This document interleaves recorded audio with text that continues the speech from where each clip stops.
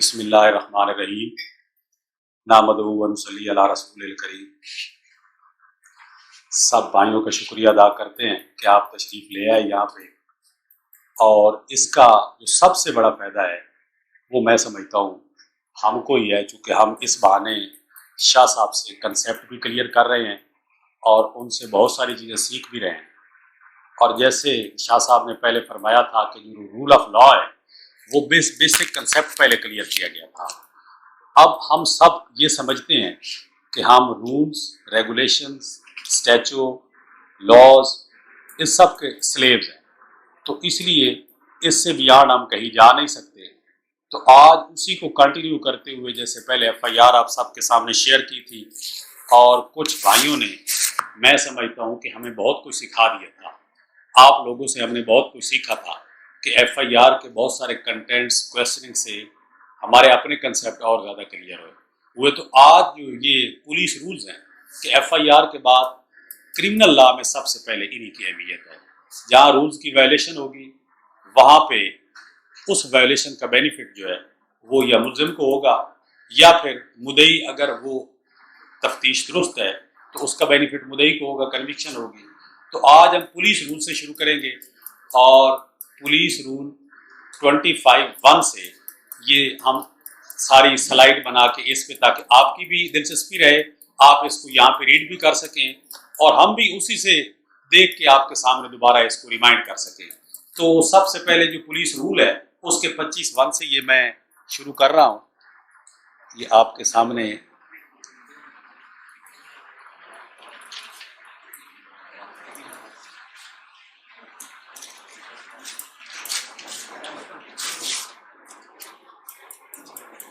Aftab Aftab clear कर F1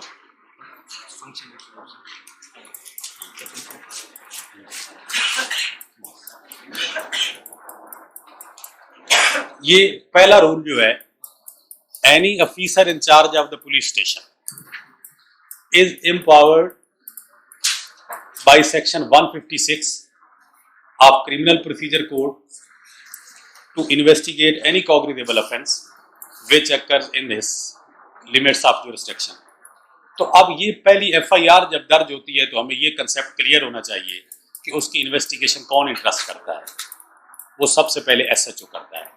SHO खुद भी कर सकता है उसकी इन्वेस्टिगेशन, और ये रूल 1 यही कहता है कि एसएचओ अपने तौर पे किसी भी कॉग्निजेबल ऑफेंस की इन्वेस्टिगेशन कर सकता है।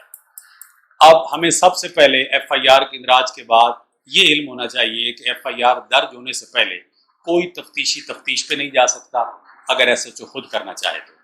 ये उस रूल की बाबत है, ये आप सबको इल्म है कि एसएचओ के बगैर कहीं इंटरेस्टमेंट नहीं होती।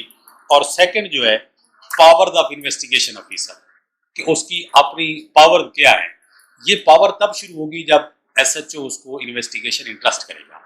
अगर इंटरेस्ट नहीं करेगा तो उसके पास पावर नहीं होगी, और अगर वो करेगा तो फिर उसका क्या है। पहला हिस्सा ये है कि इन्वेस्टिगेशन रूल 1 है और इन्वेस्टिगेशन की पावर ज़ाब्ते के 156 में है। अब दूसरा हिस्सा ये है कि उस इन्वेस्टिगेशन को इंटरेस्ट करने के बाद वो क्या प्रोसीजर अडॉप्ट करेगा। ये रूल 2 है। 25 पूरा चैप्टर ही इन्वेस्टिगेशन का है, और ये आप सबको हम सजेस्ट करेंगे कि इसके बाद एक दफ़ा आप सब पढ़ें और हर रूल पे आप क्वेश्चनिंग भी करें, आपको इल्म होना चाहिए।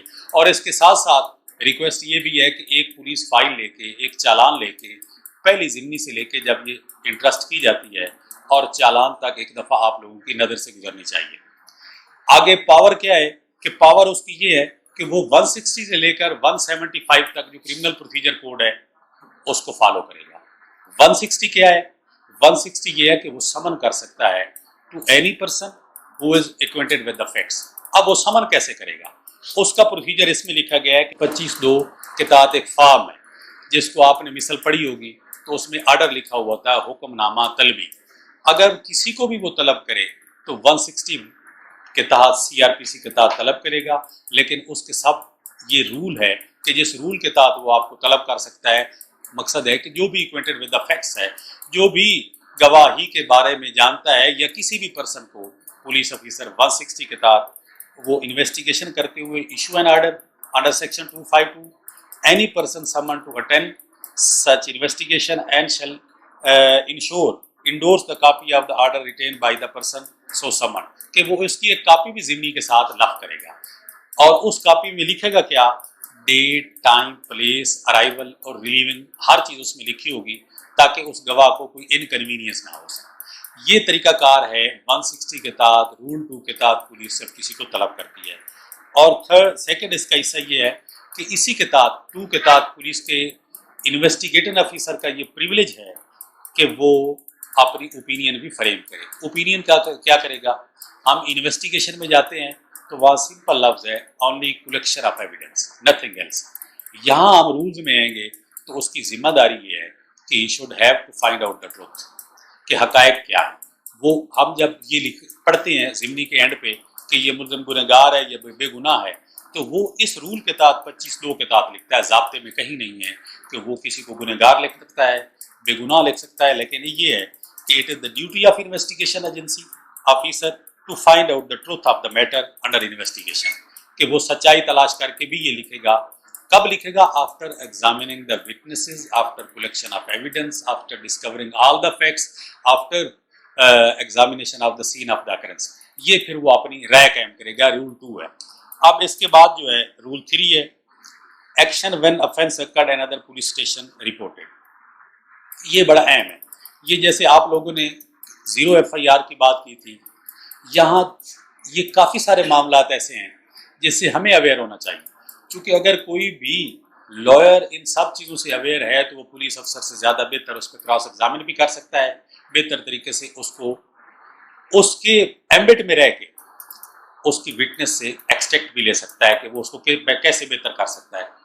ये अगर FIR दर्ज नहीं होती, when matter is reported to the police, if the occurrence of cognizable in other police station jurisdiction is reported, यहाँ FIR का अंदराज नहीं होगा, सिर्फ रिपोर्ट हुआ है कि मामला कॉग्निजेबल ऑफेंस का है लेकिन उस थाने का नहीं है, तो वहां वो क्या करेगा, वहां वो करेगा the facts shall be recorded in the daily diary, ये रोजनामचे में लिखेगा, सिंपल। और आगे क्या करेगा, information shall be sent to officer incharge of police station in the jurisdiction of which the offence was committed, कि सिंपल रोजनामचे में रपट लिख के जिस थाने का वो ऑकरेंस है उसको इन्फॉर्म करेगा। लेकिन इस दौरान वो क्या करेगा, इस दौरान उसकी जिम्मेदारी है कि पॉसिबल लॉफुल मेजर जो है वो अडॉप्ट करेगा। वो क्या है कि वो सिक्योर करेगा अरेस्ट ऑफ द ऑफेंडर और डिटेक्शन ऑफ द ऑफेंस, कि जो जो चीज़ वहाँ पे सिक्योर कर सकता है वो करेगा। ये उस सूरत में है कि जब FIR दर्ज नहीं हुई, सिंपल उसे पता चला है कि ये कॉग्निजेबल ऑफेंस है फर्स्ट, सेकंड उसकी जुरिस्डिक्शन नहीं है, तो उसमें उसकी जिम्मेदारी क्या है कि वो इन द मीनवाइल उसको फौरी तौर पे इतला दे के अपना काम करेगा कि ऑफेंडर को अरेस्ट करने की कोशिश करेगा और ऑफेंस को डिटेक्ट करेगा। ये 3-4 चीजें उसके रूल 3 में है। अब रूल 4 आ जाता है जहां FIR दर्ज हो जाती है, तो वहां क्या है, वहां का प्रोसीजर और है। वो प्रोसीजर जो है वो है कि officer after registering a case and commencing investigation discover that the offence was committed in jurisdiction of another police station, he shall at once send information to the officer in charge of such police station। तो ये FIR अंदराज के बाद है, पहला FIR अंदराज के बाद है। ये दर्ज करके जब 156 के तहत या रूल 1 के तहत या रूल 2 के तहत इन्वेस्टिगेशन शुरू हो गई है और तब उसको पता चलता है कि ये मेरी जुरिस्डिक्शन भी नहीं है, तो तब वो प्रोसीजर इसके तहत अडॉप्ट करेगा कि वो फिर मुतलका थाने इतला देगा और वहां से जो जिसमें इतला देगा वहां का पुलिस ऑफिसर जो आएगा वो उसकी जो रिसीट करेगा इंफॉर्मेशन उसको प्रोसीड विद करेगा विदाउट एनी डिले। वो मौके पे आएगा और उसकी इन्वेस्टिगेशन वो कैरी आउट करेगा। अब ऐसे हालात पैदा हो जाते हैं कि FIR भी दर्ज है, पता भी चल गया है कि यहाँ का वकूआ नहीं है, तो रूल 2 के बाद फिर इसका प्रोसीजर आगे वो कैसे होगा, वो आगे आएगा, डिस्प्यूट हो जाएगा। अगर वो आता है कि वो कहता है मेरे थाने का भी नहीं है, आपके थाने का भी नहीं है, डिस्प्यूट पैदा हो जाता है कि फिर वहाँ क्या तरीकाकार है, तो वो कहते हैं कि the officer who is summoned to spot dispute the jurisdiction, both officer दोनों वहीं पे रहेंगे और उतनी देर तक वो कैरी करेंगे इन्वेस्टिगेशन जब तक वो ये सीनियर ऑफिसर आके तय नहीं कर देता कि जुरिस्डिक्शन किसकी है। और वो सीनियर ऑफिसर आके क्या करेगा, उतनी देर दोनों ये मामला सेटल करेंगे और जुरिस्डिक्शन के हद तक एक्नॉलेज होने के बाद जो है वो जो कुछ भी उस केस का रिकॉर्ड है वो that shall be kept at the police station where the information was first received until the question of jurisdiction has been decided, कि ये काम उसी थाने में रहेगा जिसमें एफआईआर दर्ज हुई थी और उस वक्त तक वो इन्वेस्टिगेशन कैरी आउट करेगा। इन्वेस्टिगेशन कैरी आउट करने का मतलब ये है कि he will collect the investigation, he will collect the evidence, he will record the statement of the witness, he will arrest the offender, he will detect the offense, ये सारे काम करता रहेगा और अपनी जिम्मेदारियां भी लिखता रहेगा, उसी तरह करता रहेगा उतनी देर तक जब तक ये डिस्प्यूट सेटल नहीं होता। और जब ये डिस्प्यूट सेटल हो जाएगा उसके बाद जो है वो ये हैंड ओवर कर देगा आगे दूसरे पुलिस ऑफिसर के। ये रूल 5 है। रूल 6 है कि relieving and relieve officer to sign case diary, के जो आए हैं ये इतना अहम नहीं है, वो जाहिर है जो केस डायरी किसी ने लिखनी है, आने की, जाने की, डेट, टाइम, उस सब को साइन करके उसने जाना है। और थर्ड आगे इसके बाद आएगा rule 7, cancellation of case in one police station and registration in other. ये पहला पार्ट है कि एफआईआर दर्ज हो गई है, जैसे रूल 3 से हमने शुरू किया कि एफआईआर दर्ज हो गई है। पहले तो एफआईआर ही दर्ज नहीं होती, जब एफआईआर दर्ज हो गई है और डिस्प्यूट भी सेटल हो गया है तो फिर उसका क्या तरीकाकार होगा, फिर इन्वेस्टिगेशन वो सेकंड पुलिस ऑफिसर के हवाले हो जाएगी और फर्स्ट जो एफआईआर है वो कैंसिल हो जाएगी। और उसी तरह जितनी जिम्मेदारी लिखी गई है वो सारी उस इन्वेस्टिगेशन इंचार्ज जिसको पावर दी गई थी रूल 25(2) के तहत, वो सारा उसी तरह प्रोसीजर करेगा और इस प्रोसीजर के तहत फिर इन्वेस्टिगेशन करते हुए आगे चलेगा। ये रूल 7 है, cancellation of FIR in other police station registration in other. आगे cases which may be lawfully investigated in more local areas. ये भी बात है कि कई केसेस हैं कि हमें पता नहीं है, हम इस पे पुलिस रूल जब तक नहीं पढ़ते तो उनकी जुरिस्डिक्शन एक तो सीआरपीसी की 177 और 188 में है, जुरिस्डिक्शन वहाँ है। दूसरी, हर थाने की अपनी लिमिट्स हैं, जुरिस्डिक्शंस हैं। तीसरा ये है कि ये पुलिस अगर चाहे, अगर कोई केस ऐसा है और पुलिस ऑफिसर जो उस इन्वेस्टिगेशन इंचार्ज है वो लॉफुली इन्वेस्टिगेट कर सकता है, लेकिन but which may also be lawfully and more successfully investigated in another police station, कि उससे बेहतर वो क्या तरीकाकार होगा कि वहाँ हो सकता है ऑफेंडर वहाँ पे रहते हैं, विटनेस वहाँ पे रहते हैं, इन्वेस्टिगेशन बेटर हो सके, उसको पब्लिक की सपोर्ट बेहतर हो, असिस्टेंस बेहतर हो, टेक्निकल सपोर्ट बेहतर हो। तो इस सूरत में ये ऑफिसर इंचार्ज जो है वो जो भी जिस थाने में भी हुआ है वो lawfully such officer while continuing the investigation shall refer the matter to the SP. ये एसपी साहब को भेजेंगे जो डिस्ट्रिक्ट का हेड है, और who shall transfer the case or not case as he sees fit, कि फिर वो डिसाइड करेगा एसपी कि आया ये इसी थाने में इसकी इन्वेस्टिगेशन होनी चाहिए या फिर दूसरे थाने में होनी चाहिए। अगर वो समझता है कि वहाँ बेहतर तरीके से हो सकती है तो फिर ये वहाँ पे ट्रांसफर हो जाएगा।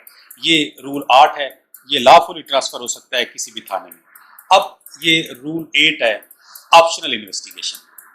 ये हमने पहले भी पढ़ा है कि पुलिस अगर ये समझती है कि कहीं, एक तो ये है कि when cognizable offence is suspected, वो अंडर सेक्शन 157 सब सेक्शन 2 है, लेकिन इसमें है कि अगर कोई पेटी ऑफेंसेस है या कोई ऐसा ऑफेंस है जो आईओ को रेफरेन करता है कि वो ऐसा इतना इंपॉर्टेंट नहीं है, तो उसकी इन्वेस्टिगेशन में मसरूफ होने की बजाय किसी और अहम केस में वो मसरूफ है, तो वो उसकी इन्वेस्टिगेशन डिस्पेंस विद कर सकता है, सस्पेंड कर सकता है, और फिर क्या कर सकता है, अल्टीमेटली उसको दोबारा इन्वेस्टिगेट भी कर सकते हैं। एक हिस्सा है। दूसरा ये है कि अगर वो डिटेक्शन ऑफ क्राइम में ये करते हुए ये साबित हो जाता है कि ये क्राइम नहीं हुआ, सस्पेक्ट किया है, तो फिर वो इन्वेस्टिगेशन में आगे इन्वेस्टिगेशन के लिए प्रोसीड भी नहीं करेगा। ये तरीकाकार रूल 1 में भी है कि अगर एसएचओ इन्वेस्टिगेट खुद नहीं करता और सब ऑर्डिनेट को देता है, और अगर वो समझता है कि ये इन्वेस्टिगेशन होनी नहीं चाहिए, तो ये सारा काम एसएचओ का है, ये इन्वेस्टिगेशन ऑफिसर नहीं कर सकता।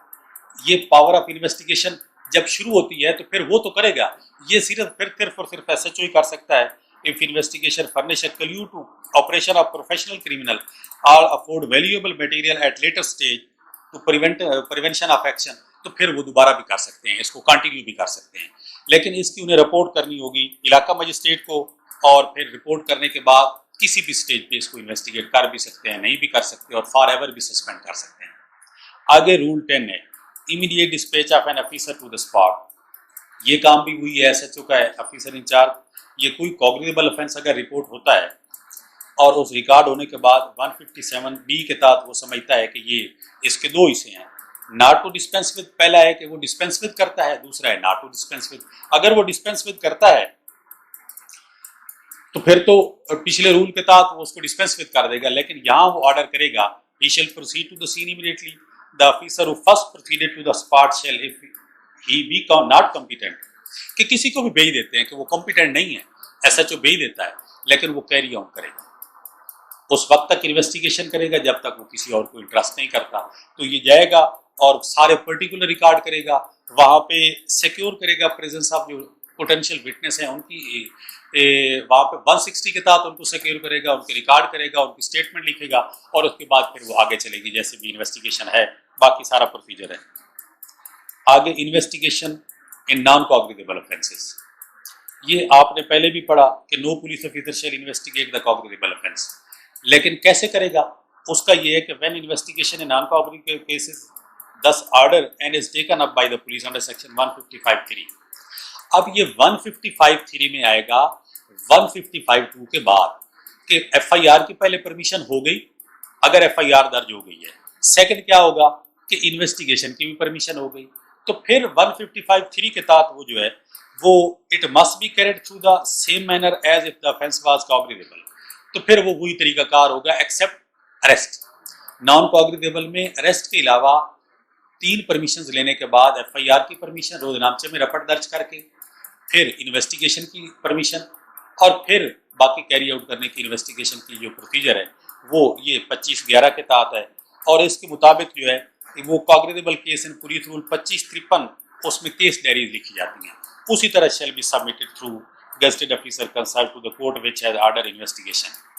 No question, no copy shall be prepared or kept by the police officer. तो यहाँ एक बात आती है कि थाने में क्यों नहीं रखी जाएंगी, कॉग्निजेबल ऑफेंसेस की रखी जाती है, नॉन कॉग्निजेबल में वो एग्जेम्प्ट करते हैं कि उसकी इतनी कापी नहीं रखी जाएंगी, फिर मजिस्ट्रेट को दी जाएंगी और वो पुलिस आपने जिस ऑफिसर ने उसको दिया है उसको दी जाएंगी और बाकी सारी कैरी ऑन करेगा माँ सिवाय अरेस्ट के। ये रूल प्रोसीजर है। और इसके बाद है order in writing, all order in writing made in case, order of arrest है इस केस में नॉन कॉग्निजेबल में, टू सर्च है ये भी ऑर्डर है, एंड टू समन है shall be attached to the case diaries. तो आपके पास काफ़ी केसेस आते हैं तो उनमें ये सारे ऑर्डर अगर नहीं है नॉन कॉग्निजेबल में तो फिर वो पूरी की पूरी इन्वेस्टिगेशन है वो अकॉर्डिंग टू रूल्स नहीं है, वायलेशन ऑफ रूल्स होगी। और वायलेशन ऑफ रूल्स के आप कंसिक्वेंसेस समझते हैं कि वो अल्टीमेटली उसका रिजल्ट यही होगा कि इन्वेस्टिगेशन या तो इरेगुलर होती है या इलीगल होती है या प्रोसीडिंग विशिएट हो जाती हैं। तो इसलिए पूरे के पूरे जितने ऑर्डर्स हैं they should be attached with the case diary of the case and must be part of the investigation. और अगर नहीं है तो उसके रिजल्ट क्या आते हैं, इसको 25(12) रूल जो है ना वो आपके सामने। अब है प्लान ऑफ द सीन, ये बड़ा अहम है। ये हम समझते हैं कि ये नक्शा मौका ऐसे ही है। एक तो इससे in all important cases 2 plans of the scene of the offense shall be prepared by the qualified police officer or other suitable agency, one to be submitted with the charge sheet or final report and the other to be retained for departmental use। तो इसका क्या procedure है, एक तो हम समझते हैं कि जो पेटी ऑफेंसेस हैं उनमें पुलिस ऑफिसर खुद ही नक्शा मौका बनाता है, सीन पे जाता है, वहाँ पे वो कैरी करता है इन्वेस्टिगेशन और वो वहाँ पे मौका मुलाजा करके एक वहाँ पे नक्शा नजरी बिला सकेल लिखा हुआ होता है वो बनाएगा। और दूसरा जो अहम केसेस हैं वो to follow rule shall govern the preparation of maps और प्लान बाय पटवारी और अदर एक्सपर्ट, या तो वो पटवारी को बुला सकता है या नक्शे नवीस को भी जो क्वालिफाइड है, दोनों को। अब पटवारी से जुरिस्डिक्शन के तलब की वजह से और अदरवाइज भी सारी सिमतें इर्द गिर्द के लोग वहाँ कैसे हैं, कहाँ है, किस तरह है, सारी सूरत हाल है। In cases of heinous crime, especially in case of murder, are not connected with the land dispute, the police officer investigating the case will, if he consider an accurate map is required, to summon to scene of the crime the patwari of the circle in which it occurred and case and cause him to prepare 2 maps, one for the production in court as evidence and other for the police itself। अब इसके आगे 3-4 हिस्से हैं। Number 1 तो जो पटवारी बनाएगा वो इसके आगे रूल्स हैं जो यहाँ मेंशन नहीं है, वो ब्लैक इंक से बनाएगा। और अगर उस पर कोई इम्तियाजी नोट देगा, पुलिस ऑफिसर देगा, तो वो रेड इंक से बनाएगा। एक दूसरी बात यह है कि इस सीन ऑफ अकरेंस जहाँ कॉग्निजेबल ऑफेंस कमिट हुआ है वहाँ वो इनकन्वीनियंस पैदा नहीं करेगा पटवारी के लिए, ज़्यादा देर उसको रोकेगा नहीं, उतना टाइम जितना है पटवारी का या नक्शा नवीस का। तीसरी बात यह है कि अगर वो पुलिस अपने पास रखेगी तो फिर वो नक्शा अपने मुताबिक बनाएगी, और जो इस हल्का पटवारी को बुलाएंगे या किसी नक्शा नवीस को बुलाएंगे तो वो एट द पॉइंटेशन ऑफ विटनेस बनाएगा कि वहाँ पे गवाह हम जो जो पॉइंट करेंगे उनके मुताबिक बनाएगा। ये 3-4 चीज़ें सीना फकरस के लिए ज़रूरी हैं। ये 25-13 इसको डील करेगा।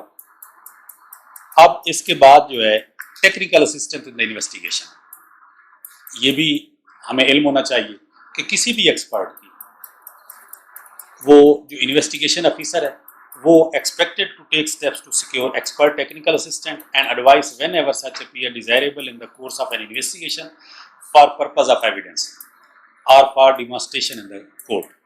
तो ये इसमें जितनी भी एक्सपर्ट ओपिनियंस हैं, जैसे आप समझते हैं फिंगर एक्सपर्ट ब्यूरो है, बाकी हैं ये मेडिकल एक्सपर्ट हैं, उनकी राय है, ये सारी जितने भी एक्सपर्ट है, फॉरेंसिक साइंस है, सीमन की डिटेक्शन के लिए है, वो सारी जितने एक्सपर्ट हैं, बहुत सारे एक्सपर्ट हैं, उन सब की राय ये ले सकता है और इसको लेनी चाहिए ताकि फिर कोर्ट में ये पेश भी किया जा सके।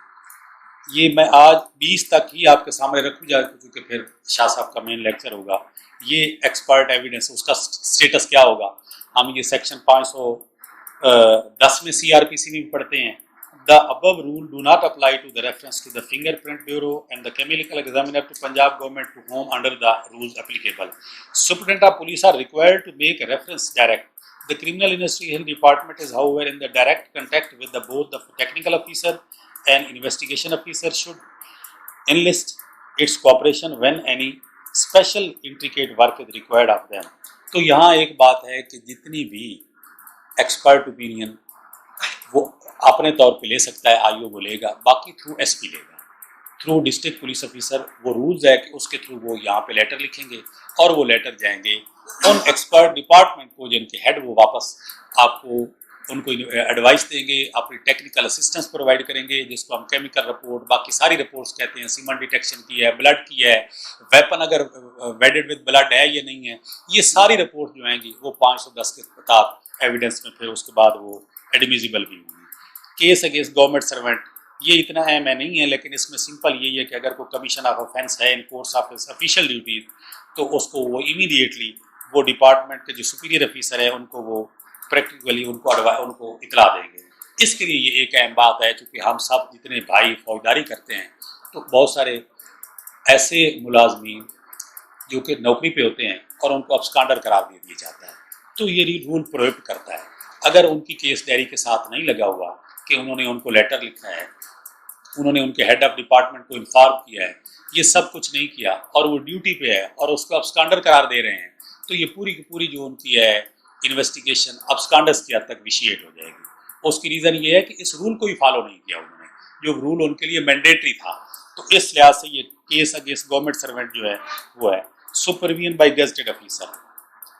ये अब चूंकि पुलिस ऑर्डर 2002 आ गया है और उसमें investigation first, second, third, fourth के चेंज के तरीकाकार लिखे हुए हैं, लेकिन इन्वेस्टिगेशन चेंज उसी तरीके से होगी जो पुलिस ऑर्डर 2002 की सेक्शन 18(6) है, वो आप सब ने पढ़ा है, और उसमें तरीकाकार है कि पहले 2 DSP बैठेंगे, फिर 3 SP बैठेंगे, फिर DIG लेवल पे इन्वेस्टिगेशन चेंज होगी। लेकिन इन सब केसेस में all important cases gazetted officer are required to personally to supervise the investigation as far as possible and when necessary to visit the scene of occurrence।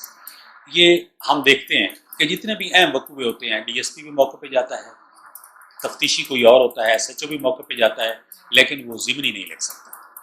वो simple ये करेगा कि अपनी इन्वेस्टिगेशन का जो रिकॉर्ड है वो shall be kept in prescribed column of register of cognizable offence and an abstract thereof shall be shown in the quarterly inspection statement and the annual provincial statement।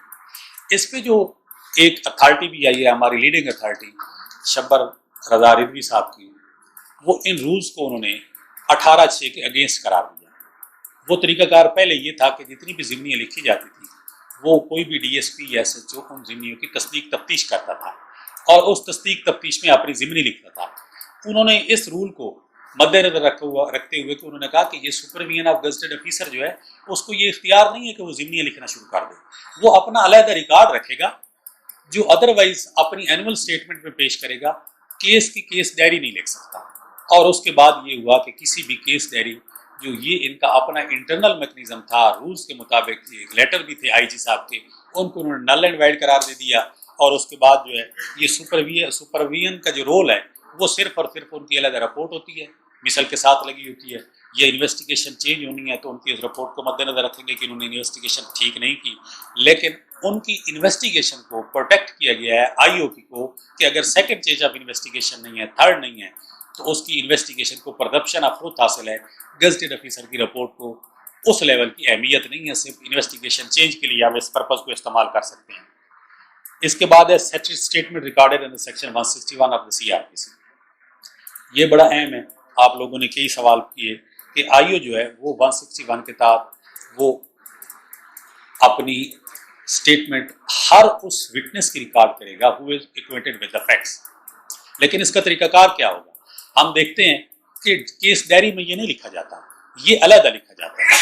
वो इन्होंने इसमें लिख दिया कि case diary prescribe section under section 172 but shall be recorded separately and attached to the case diary the necessary number of copies being made by the carbon copy process and case diary continuation sheet for 2554। अब 2554 क्या है, ये आपके इल्म में होना चाहिए कि हम एक तो ज़िमनी कहते हैं, बैरूनी ज़िमनी, जहाँ पर ज़िमनी नंबर लिखा हुआ था, ज़िमनी नंबर 1, उसके जो बैरूनी फॉर्म है उसको 2524 ही कहते हैं, 2554। और जो अंदरूनी है वो और ज़िमनी है, वो उसी की कंटिन्यूएशन है। जो बहर है उसको ज़िमनी का और फॉर्म है, अंदर का और है। बैरूनी और अंदरूनी ज़िमनी इसलिए कहते हैं कि पहले से ज़िमनी नंबर 1 शुरू होती है और इसमें जो गेस लिखा जाता है, पूरी जो केस डायरी लिखी जाती है, दरियाफ्त लिखी जाती है। लेकिन उन्होंने ये अपने रूल में डिसाइड कर दिया, एक तो 161 के था कि the words from the mouth they will not be sign by the witnesses. Sign statement जो है वो they are not word from the mouth, therefore that is not statement under section 161। और रूल में भी कह दिया कि चूंकि उसने जाके वहां पे अपनी पूरी प्रोसीडिंग लिखनी है तो वो केस डायरी में लिखेगा, लेकिन 161 की स्टेटमेंट सेपरेट होगी और उसकी कार्बन कॉपी बनाया गया एक उसके साथ एक बाकी, और number of statement attached to the particular case diary and number of the pages each such statement shall be noted in the case diary and investigation officer after examining a person orally और recording the statement under section 1 CrPC shall made a brief note of the fact in the case diary. तो सिर्फ दरियाफ्त में brief note लिखेगा। अब इसके बाद अगला इसका क्या स्टेप है कि ये गवाह को समन करेंगे। पहले जो आया है, पहले ऑल ऑर्डर जो रूल है उसके मुताबिक ऑल ऑर्डर ऑफ समनिंग कि वो उनको समन करेंगे, तलबी हुक्मनामा जारी करेंगे, उसके तहत गवाह आएगा, डेट टाइम प्लेस होगी और उसको कन्वीनियंस, उसकी रिलीविंग टाइम भी उसमें लिखा हुआ होगा। अगर वो नहीं करता तो ये गवाह भी पाबंद है कि 160 के तहत और रूल 2518 के तहत जिसको तलब करता है वो आने के पाबंद है, वो अपने फैक्ट्स जो है वहाँ पे बताएंगे। और ये कम्युनिकेशन ऑफ ऑफिशियल डॉक्यूमेंट और इंफॉर्मेशन है, ये आप सब समझते हैं कि जितने मनशियात के केसेस हैं, अदरवाइज केसेस में जो सब स्पाई इंफॉर्मेशन है, जो उनको इंफॉर्मेशन है, ये उसके तहत है। यूनिवर्सल प्रिंसिपल है कि किसी पुलिस ऑफिसर को पूछ नहीं सकते कि किसने आपको ये इन्फॉर्मेशन दी है।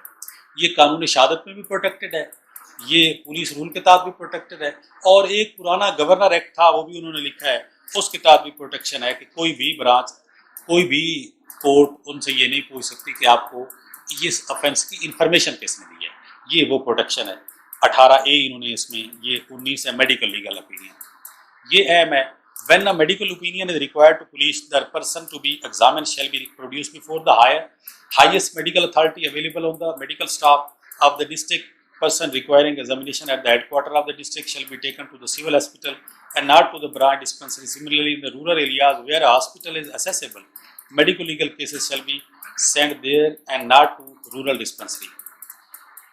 ये एक तो पुलिस ऑफिसर किसी को लीगली कंपेल नहीं कर सकता कि वो हर सूरत अपना मेडिकल करवाए, दूसरा हिस्सा ये है। और दूसरे आदमी, इस रूल में लिखा है कि वो प्राइवेटली भी अपना इलाज भी करवा सकते हैं, एग्जामिन भी करवा सकते हैं, लेकिन उसकी सैंक्टिटी नहीं होगी। ये हर पुलिस ऑफिसर का काम है। अब इसमें आप सब पढ़ते हैं कि 2539 यहाँ लिखा हुआ है। 2539 क्या है? ये इंजरी स्टेटमेंट है। नक्शा मदरूबी जो बनाते हैं वो 2539 के तहत बनाते हैं। वो नक्शा मदरूबी हम जब जाते हैं तो वो पहले नक्शा मदरूबी बनाएंगे, फिर पुलिस साथ आएगी और हमारा मेडिकल करवाएगी। ये रूल उसको डील करता है। और इसके बाद all medical officer in charge of hospital dispensaries are required to report the nearest police station within 24 hours.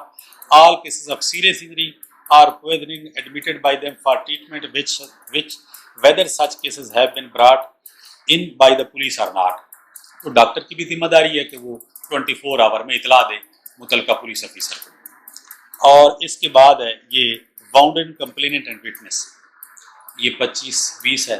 अगर कोई विटनेस है, कोई कंप्लेनेंट है, तो उसके लिए है कि वो इम्पोर्टेंस है केस की, सीरियसली अगर वो इल है तो उसको he does not appear to dying, कि वो मर नहीं रहा, क्योंकि उसके लिए फिर डाइंग डिक्लेरेशन में जाना पड़ेगा। और पुलिस समझती है the police officer making investigation shall prepare a chargesheet in accordance with the rule 2556 and case has not been sent done and shall be either with such person consent send him her for medical treatment to the station of the magistrate having jurisdiction and invite such magistrate to take such person deposition in the presence of the accused or person। तो ये तरीकाकार है कि आपके सामने एक अगर कोई कंप्लेनेंट या कोई भी गवाह वाउंडेड है, इल है, तो फिर मजिस्ट्रेट के थ्रू उसको वो पेश करके उसका ट्रीटमेंट करवाएगा। तो मैं ये समझता हूँ कि आज ये रूल 20 काफ़ी है, क्योंकि फिर शाह साहब का लंबा लेक्चर होगा।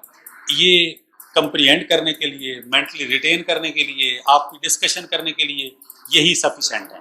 तो फिर आप इसको कैरी ऑन करेंगे इन्वेस्टिगेशन को, इसके बाद दोबारा तो 20 तक सफिशेंट है। और ये रूल काफ़ी सारे हैं, इन पे हम 2-3 लेक्चर देंगे और ये अहम भी हैं। तो इसके लिए मेरी ये रिक्वेस्ट भी होगी कि आप सब भाई को